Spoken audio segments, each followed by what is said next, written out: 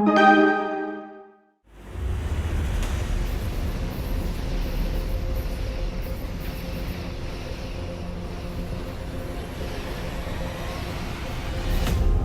are my most trusted soldiers. We can't defeat the enemy alone. We'll need the help of old friends and old enemies. We can't win through force of arms. Deception, stealth, and misdirection will help us stay alive. Greetings, SDO Universe. Star Trek Online is now in its 8th year and it's just had an expansion. It brings a raft of new ships, new playable species, some tinkering under the hood, an entourage of original cast members making their STO debut, and new missions and playable areas including a remodeled Deep Space Nine.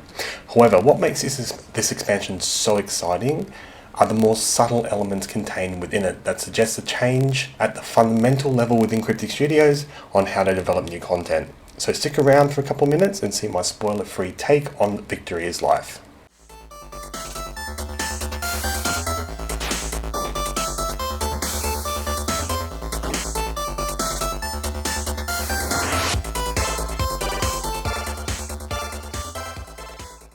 So let's get the headline specs for this expansion out of the way first. Victory is Life continues the ongoing storyline from the previous season where we were introduced to the Herc.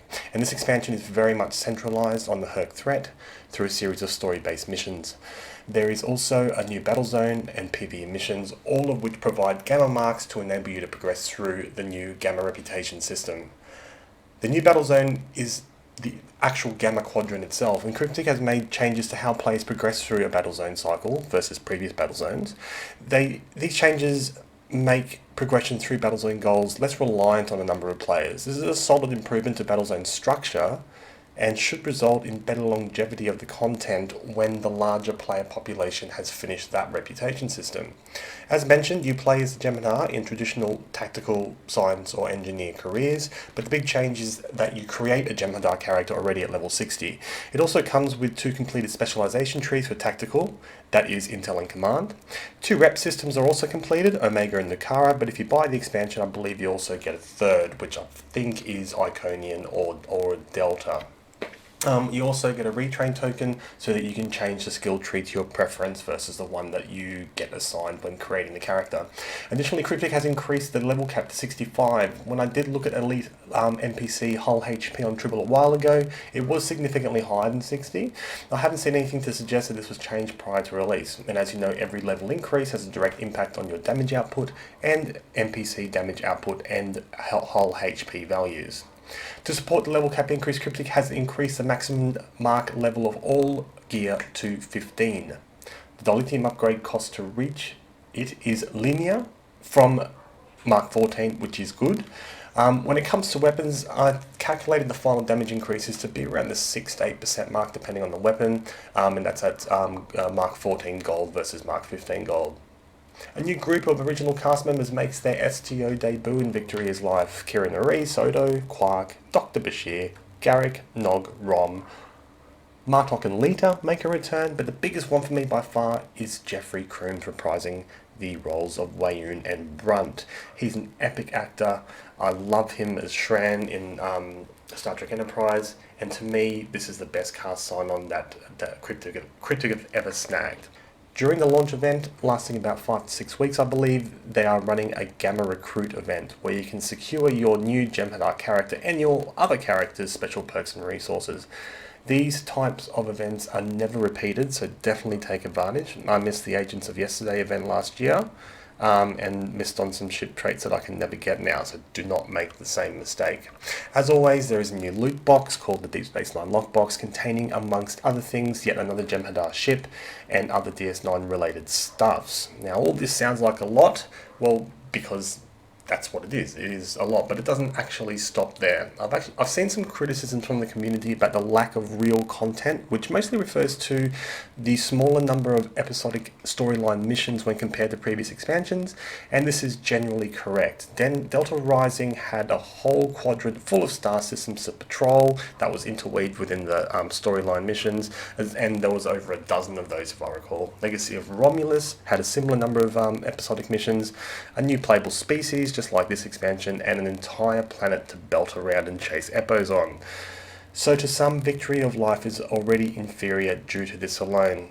But you see, it actually isn't. Even when factoring in these lower amounts of actual content compared to previous expansions, it's how this content has been packaged up and delivered that makes Victory of Life a great expansion. And I'll explain it like this. Quality, seemingly, was more important in this expansion than quantity. And this shows in nearly every aspect of the update.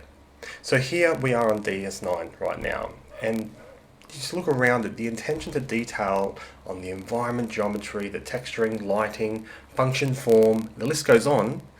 There is no other way of putting it, it's just simply breathtaking.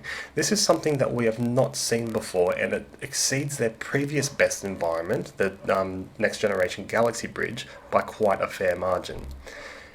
Every new playable area, whether it be an episode, a PvE, a Battlezone map, has had colour correction at a sophistication rarely seen elsewhere in Star Trek Online. Furthermore, tone mapping has been done to all new areas, which is also something rarely done properly in STO. Check out these screenshots saved directly from the game without any modification whatsoever. Now, Dan Tastic captured these shots for me, who is intimately aware of STO and sometimes its shortcomings in this area, and who himself is an expert in this sort of stuff. Now, he doesn't work for Cryptic or anything like that, by the way, but you know, if the opportunity ever did come around to hire him, they'll be crazy if they didn't. And as you can see in these shots, they are at a level above what is normally served to us. The quality of the cutscenes in the new episode missions are outstanding. I'm failing to see how this concerns the Empire. The recent battle here is a sample of what the Herc can do. If you think they'll stop at the wormhole, you're sadly mistaken. Need I remind you that the Dominion came to your aid in the Iconian War? I seem to recall Klingons placing high value on debts of honor, or has that changed? Mind your tongue, changeling! I will not be insulted!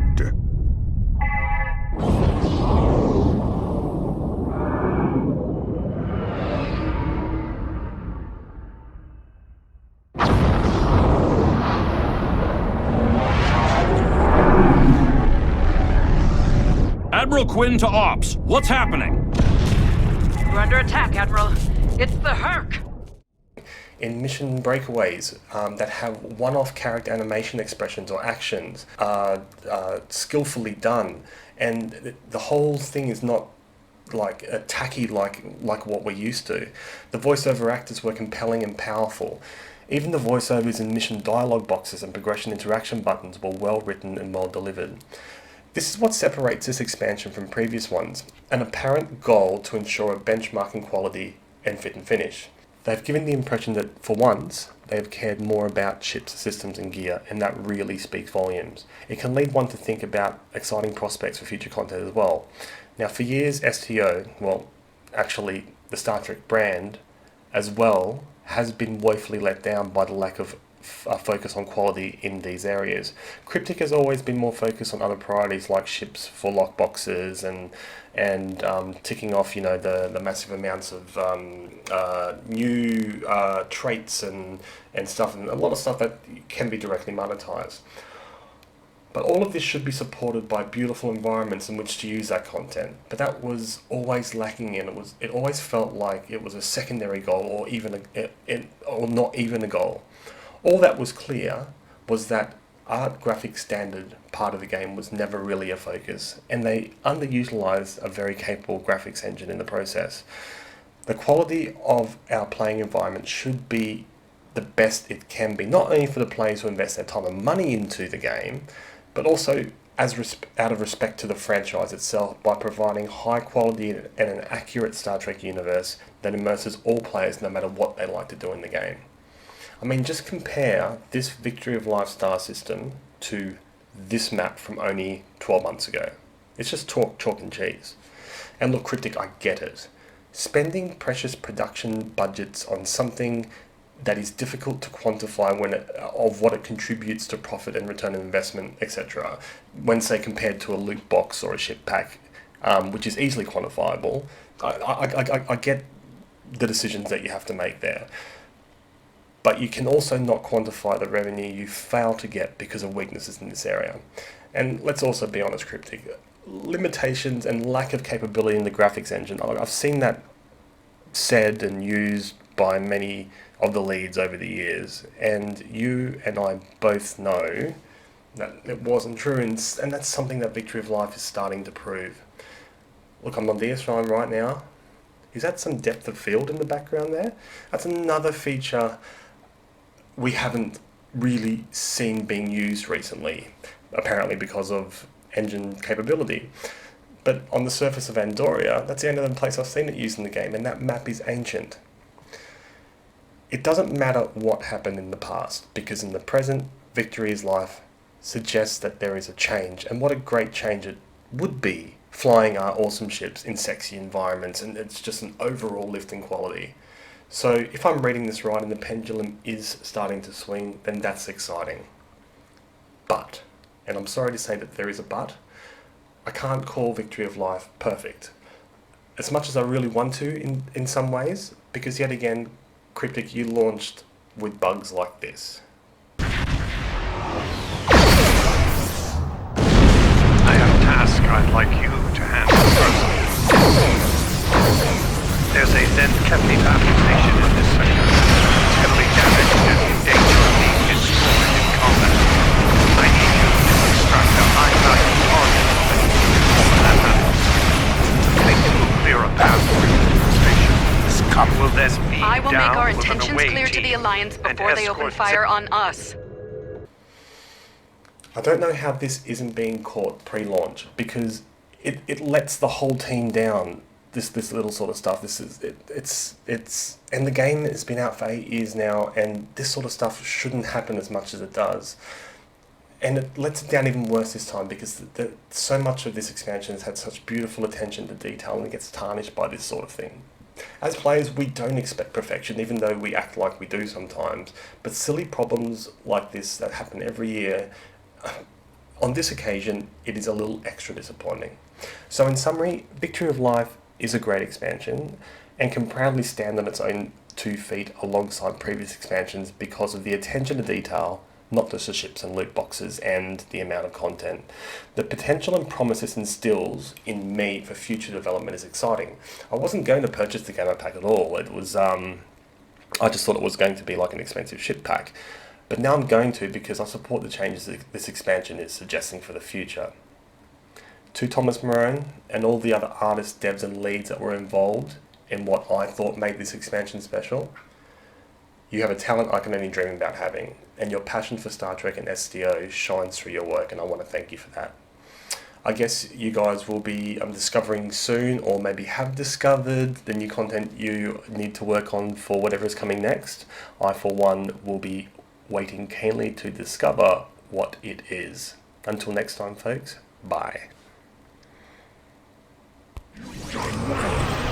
My shuttle soldier. I can make it from here. My shuttle is just beyond this door. What is your saying? Ah, yes. Victory is life.